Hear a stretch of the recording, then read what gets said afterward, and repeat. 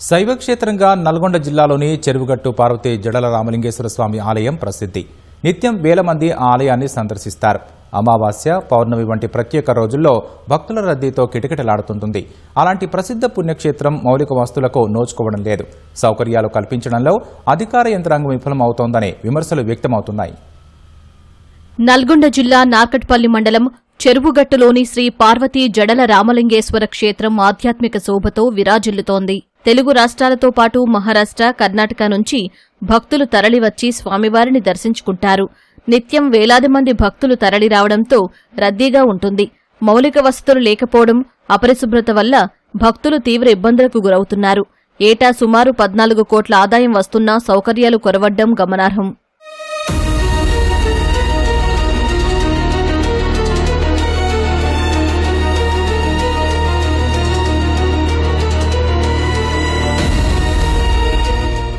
అమావాస్య రోజు చెరువుగట్టు ఆలయంలో నిద్ర చేయడం భక్తులు ప్రత్యేకంగా భావిస్తారు. దీంతో కుటుంబ సభ్యులు అనారోగ్య సమస్యలు తొలగిపోతాయని భక్తుల నమ్మకం. సరైన వసతులు లేక తీవ్ర ఇబ్బంది పడుతున్నామని భక్తులు ఆవేదన వ్యక్తం చేస్తున్నారు. మరుగుదొడ్ల సమస్య తీవ్రంగా ఉందని భక్తులు వాపోతున్నారు. అధికారులు స్పందించి సరైన వసతులు కల్పించాలని కోరుతున్నారు.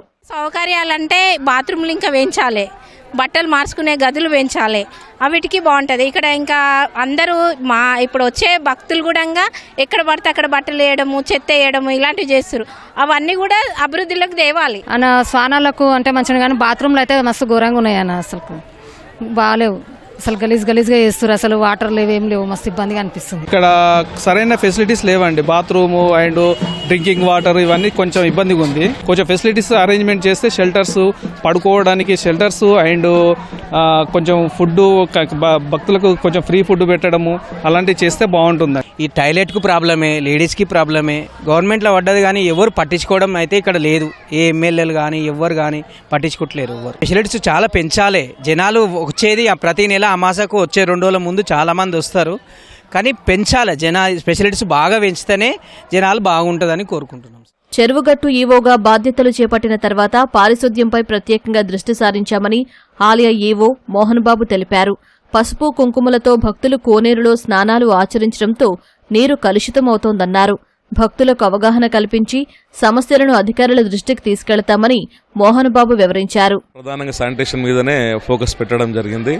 మా యొక్క సిబ్బంది అందరూ కూడా ఈ యొక్క శానిటేషన్ మీద మార్నింగ్ 5 గంటల నుంచే ఈ యొక్క క్లీనింగ్ ప్రోగ్రామ్ అనేది పెట్టడం జరుగుతుంది. కోనేరులో చాలా ఫ్రీక్వెంట్గా ఆ యొక్క నీళ్లను చేంజ్ చేయడం జరుగుతుంది. అదేవిధంగా వచ్చేటువంటి భక్తులకు అవేర్నెస్ కల్పించాలనేటువంటి ఉద్దేశంతో ప్రతి రోజు కూడా ఇక దేవస్థానం ద్వారా స్లోగన్స్ మైక్ ద్వారా పెట్టడం జరుగుతుంది. అందరికి అవేర్నెస్ కల్పించాలని చెప్పేసి.